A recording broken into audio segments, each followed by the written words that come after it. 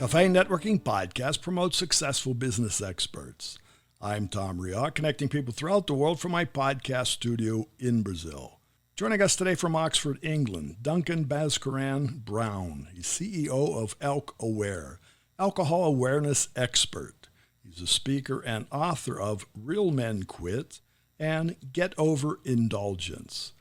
So Duncan, what should businesses do to ensure alcohol is not draining their people's productivity? Well, as with everything in life, it starts with awareness, just kind of getting a bit of an idea of the problem, realizing that, alcohol causes people problems and most people drink alcohol, which everybody knows. Right. It's just not that many people have actually put two and two together and realized that alcohol causes most people problems. True, it doesn't cause massive problems, but it's just making them a bit more tired. It's sapping their energy. It's draining their focus a little bit. It's lowering their mood and impacting on relationships. And all of that has a knock-on effect for businesses. But also in business, I don't want to say they promote drinking, but it has been a habit over years in terms of relationship. I'm a person who believes in networking, and I say this is coffee and networking, but many people think it should be a happy hour with beer, or in your case in England, going out and have a pint, right? And generally you would think of having the pint in the afternoon, but you could have the pint sometimes in the morning, I don't know. So it's adjusting that to a working environment. Absolutely. I think, our culture in the UK and in a lot of the Western world is based around celebrating things with alcohol and meeting people around alcohol. And that naturally transfers into the business world. And I think people need to start to become aware that, that really does not work for everybody.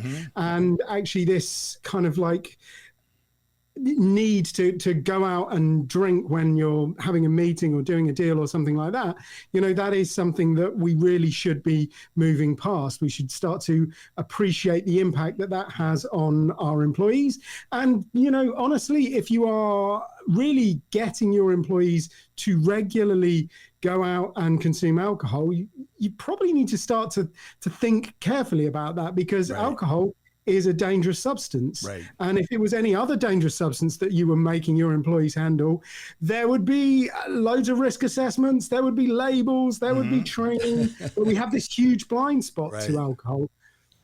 Well, I see I'm looking at your LinkedIn profile. So you're helping organizations. So your clients are the organizations. They're companies that understand that they need to become aware to help their employees become aware. Is that how it works? Yeah, absolutely. Absolutely. And, a lot of organizations we've found are really embracing the idea of well-being. They've figured out that they have a moral responsibility to, help their employees be happy and healthy. But they've also figured out it's good for the bottom line as well. And that actually, if employees are happy, they don't move on. And if they're healthy, they're more productive and they have less absenteeism. So this whole idea of well-being is something that's really come to the fore over the last 5 years or so. The problem is that most well-being programs don't do anything around alcohol, and alcohol is a top-notch way of ruining your well-being. So if you're not addressing that, you're often wasting your money. Is there a fear from corporations to touch the subject? I think so, yeah. We've come across that sometimes. People will say, well, it's a personal issue. We don't want to kind of go there. We don't want to engage with that.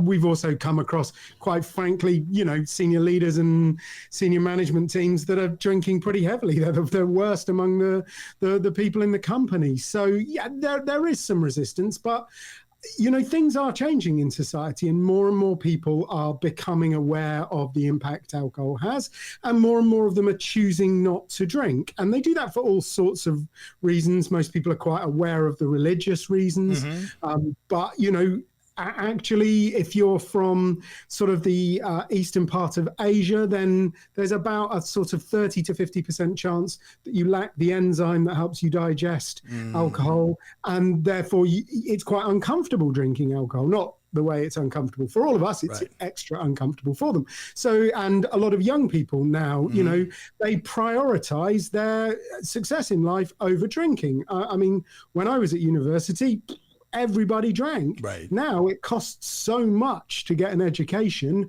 Why would you just drink it away? Why would you not Right. focus on it and actually make the most of it and get value for money?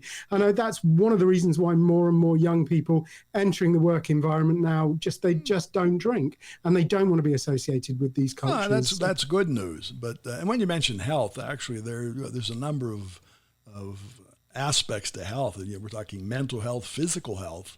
And back to that point, from a corporate standpoint, if you have deterioration on either one of those, it's not only losing productivity, there's a cost factor involved. Yeah, absolutely, absolutely. And I mean, take depression, for example. A lot of people know that the medication you get prescribed for depression, antidepressants, they all revolve around the neurotransmitter serotonin. A lot of people are quite familiar with that. They're not, of course, familiar with the effect that alcohol has on your serotonin. So in one respect, there are people out there who are taking antidepressants while still drinking a pro-depressant, and helping them to understand that their overall mental and physical health is going to be a lot better if they rebalance their relationship with alcohol. But to the point of productivity that you mentioned, that's the prime interest from a corporate standpoint. It's health, it's well-being, but there's always a bottom line involved.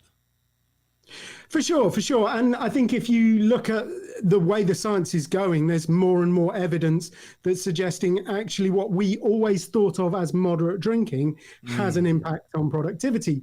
So just 2 glasses of wine or 2 beers is enough to actually ruin the quality of your sleep by nearly a quarter. And that's the deep sleep, the bit where you learn and really recharge and really lay down memories. And those same 2 glasses is enough to raise your cortisol levels by 18%. And I'm sure most of your listeners know that cortisol is the stress hormone, which is, of course, the irony of drinking alcohol to deal with stress is it actually promotes stress. Well, you mentioned before we came on the air, you mentioned low-risk drinking. What do you consider low-risk drinking? So again, I think the science is becoming clearer and clearer on that, that really I would recommend people don't drink more than 1 drink. That is the bottom line. I think that's what you've got to take from the science. That's simply because 1 drink can actually have quite a lot of alcohol in it. 1 glass of a pint, as you say, we have in the UK.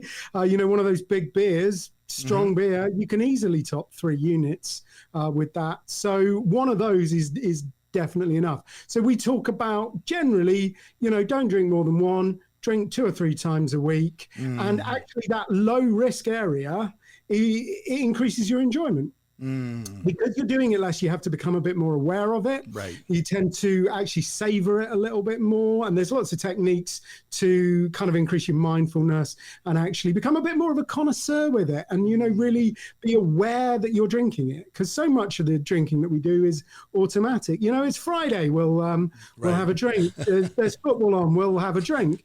And you don't really enjoy it because you're not really aware of it. So that's what we try and kind of help people do is embrace this low risk, high pleasure drinking. Very good. Well, Duncan, how can our listeners find you? So I hang out at bhaskaranbrown.com, which is very easy to find if you can spell my surname. If you're struggling a little bit with that, if you just put getover.uk into your search engine of choice, that'll take you to a little bit of my website where, incidentally, you can download a free copy of Get Over Indulgence, PDF, Kindle, or the audio version. But I'm pretty busy on LinkedIn. Most of our business-focused stuff goes on LinkedIn, of course. So Duncan Bhaskaran Brown. Like I say, if you can spell Bhaskaran Brown, I'm very, very easy to find. Very good. Well, thanks for being here with us, Duncan. My pleasure.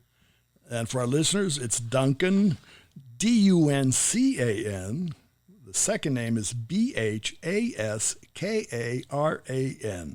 Bhaskaran. That's Bhaskaran. The last name, Brown, Brown. Duncan Bhaskaran Brown. Find him at bhaskaranbrown.com. Find him on LinkedIn and getover.uk. We get the free book, a free download of Get Over Indulgence. So thanks again for being here.